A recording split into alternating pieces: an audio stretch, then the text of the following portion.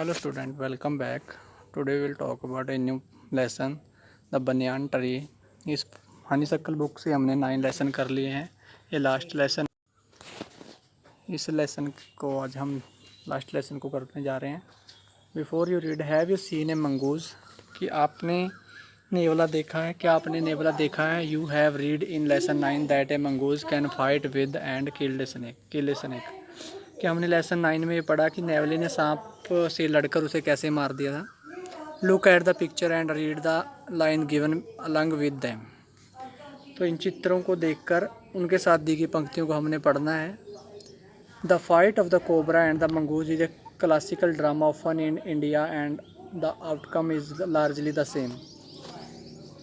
कि जो भारत में प्राय देखा जाता है कि सांप और नेवले की लड़ाई एक उत्कृष्ट लड़ाई होती है, एक नाटक जैसा होता है, ड्रामा होता है, नाटक। और इसका जो परिणाम होता है एक जैसा ही होता है हर बार। The mongoose is not immune to the venomous bite but it faster and quicker in motion than the snake. नेवला जो होता है वो विषैले डंक से सुरक्षित तो नहीं हो सकता। अगर सांप नेवले को काट जाए तो नेवला मर जाता है, परंतु वह इतना फुर्तीला होता है, उतना आक्रमणकारी, तेज ज़बरदस्त तरीके से आक्रमण करता है कि वह अपने आप को बचा लेता है। The cobra assume a posture of the defence and attempt to reach the animal by sweeping strike. Cobra जो होता है वो बचाव करता हुआ, अपने आप को बचाता हुआ, डिफेंस करते हुआ ज़बरदस्त आक्रमण करके नेवले तक पहुंचने का प्रयास करता है। But the quick moving mongoose jump out of reach and come at the snake from another direction. परंतु जो नेवला होता है वो बहुत क्विकली जो है जंप करके जल्दी से दूसरी तरफ निकल जाता है और सांप की पहुंच से बच जाता है और दूसरी तरफ से अटैक कर देता है before the snake can get into striking position again. इससे पहले कि सांप दोबारा अपने आप को कि नेवले पर अटैक करने की कोशिश करता है तो उससे पहले वह संभल जाता है। This constant movement tires and discourage the snakes and the mongoose is finally able to leap in close and bury its teeth in the snake नेक।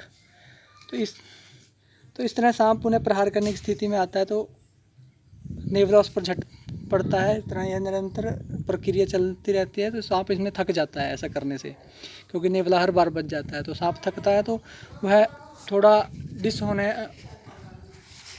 डिस्करेजिस हो जाता है, जैसे निरुत्साहित हो जाता है। और नेवला सांप के उछल कर सांप के निकट आकर उसकी रीढ़ की हड्डी को के ऊपर से जंप करके गर्दन को अपने दांतों को गाड़ देने में सफल हो जाता है। सांप की गर्दन में अपने दांतों को गड़ा देता है। Usually severing the joint of its वाइब्रेट। जो वाइब्रेट होती है रीढ़ की हड्डी, जिसको गर्दन की वर्टिब्रे जो होती है, गर्दन की जो हड्डी होती है उसको कहते हैं, उसमें अपने दांतों को गाड़ देता है।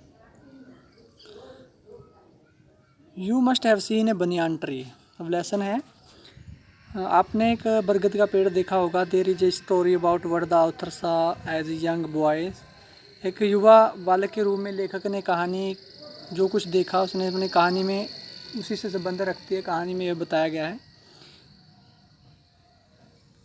When he was sitting in an old banyan tree in his grandfather house। जब वह अपने दादाजी के घर में दादाजी के पुराने बरगद के पेड़ पर बैठता था। दादाजी के घर में जो बरगद का पेड़ था वहाँ पर बैठता था।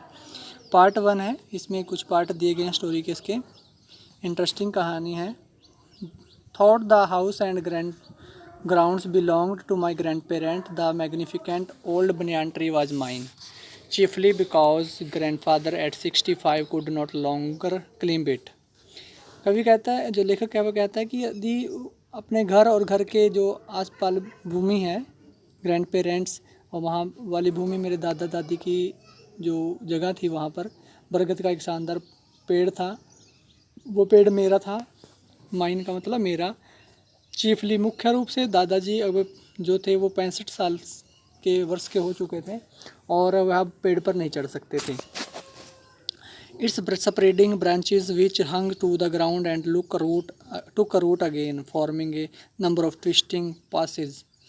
गेव मी एंडलेस प्लेजर, कि उसकी शाखाएं इतनी फैली हुई थी जो बरगद के पेड़ की, वो ऊपर से नीचे ज़मीन तक लटकी हुई थी और दोबारा ज़मीन पर आकर जड़ें पकड़ ली थी। अनेक उसमें से तिरछे रास्ते निकल रहे थे और जो जो जिनमें से चलना मुझे काफ़ी अच्छा लगता था। Among them were squirrel and snails and butterflies, और उसके बीच में से गिलहरियाँ जो होती हैं, स्क्वेरल, स्नेल जो घोंगे, और तितलियाँ जो हैं बटरफ्लाई, उसमें से उड़ती रहती थी, घूमती रहती थी। The tree was older than the house, older than grandfather, as old as Dehradun itself. वह पेड़ इतना पुराना था जितना दादाजी, जितना वह इतना पुराना था जितना कि देहरादून स्वयं, क्योंकि देहरादून में था वो।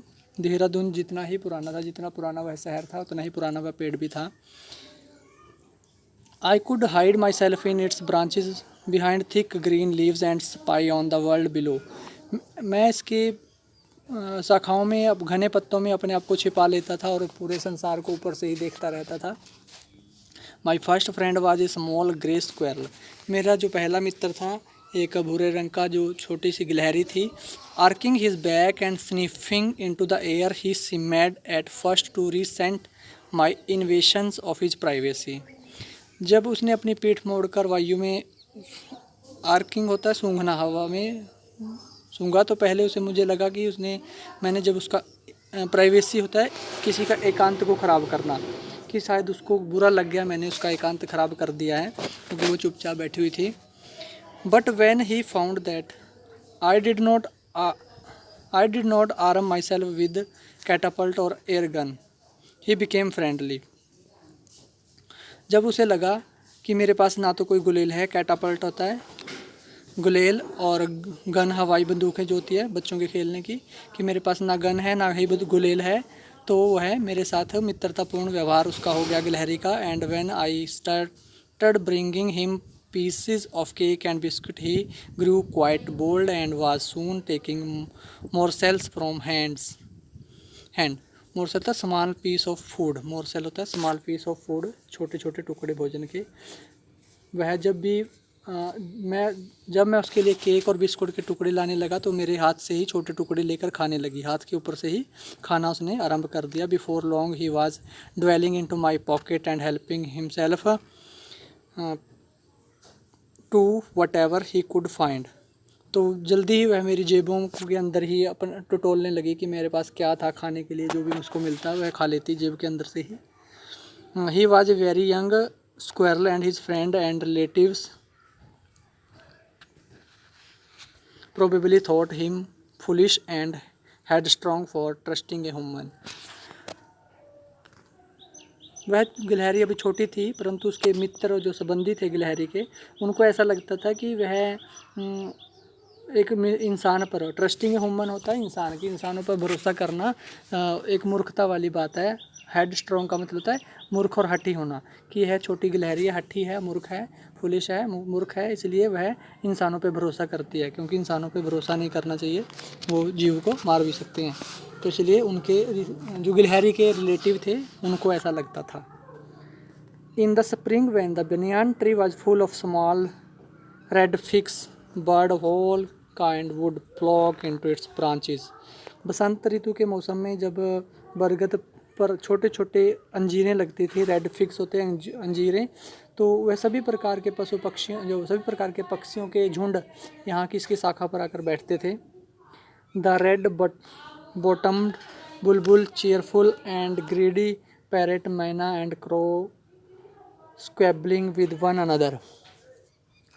तो लाल पंजों वाली बुलबुल, रेड बॉटम्ड बुलबुल, बॉटम्ड होता है पैरों, जो तली, इसके पैर, लाल पंजों वाली बुलबुल प्रसन्न, मैना, और चीयरफुल एंड ग्रीडी पैरेट, प्रसन्न लालची तोते, मैना और कौवे इन फलों के आपस में लड़ते रहते थे, क्योंकि वो खाने के लिए एक दूसरे से लड़ते थे। ड्यूरिंग द फिग सीजन, अंजीरों के समय में, the banyan tree was the noisiest place in the garden. जब फिग होती, अंजीरें होती थी इस बरगद के ऊपर, तो सभी यह जो बरगद का पेड़ होता है सबसे ज़्यादा शोर इस पेड़ के ऊपर होता था, क्योंकि सभी पंछी जो आके इस पर बैठते थे। Half way up the tree I had built a rude platform where I would spend the afternoon when it was not too hot. वृक्ष की आधी ऊंचाई पर, जो पेड़ की आधी ऊंचाई पर मैंने एक कच्चा सा मकान बना रखा था, जो जगह बैठने के लिए प्लेटफॉर्म बना रखा था, जहाँ पर मैं दोपहर बाद का समय गुजारता था जब कभी गर्मी ज़्यादा नहीं होती थी. I could read there propping myself up against the tree with a cushion from the living room. मैं वहाँ बैठक से लाया हुआ जो तकिया था, जो लिविंग रूम से मैं एक तकिया लेके आया और वहाँ बैठकर पेड़ के सहारे तकिए को लगाकर उसके ऊपर बैठकर पढ़ा करता था. Treasure Island, Huckleberry Finn's and the story of the Doctor Dolittle's were some of the books that made up my banyan tree library. मेरे पास ट्रेजर आइसलैंड, हकलबेरी फिन और the story of Doctor Dolittle नामक कुछ पुस्तकें थी जो कि मैंने पेड़ के ऊपर अपनी लाइब्रेरी में रखी हुई थी. When I did not feel like reading, जब मेरा मन पढ़ने में नहीं लगता था, I could see look down through the leaves at the world below. तो मैं पत्तों के बीच से झांककर संसार को देखता था. And on one particular afternoon I had a grandstand view of that classic of the Indian wild, a fight between mongoose and a cobra. तो एक दिन दोपहर बाद मैंने भारतीय के वन्य प्राणियों का जो दृश्य देखा, जिसमें सांप और नेवले की जो थी फाइटिंग जो थी वो देखी.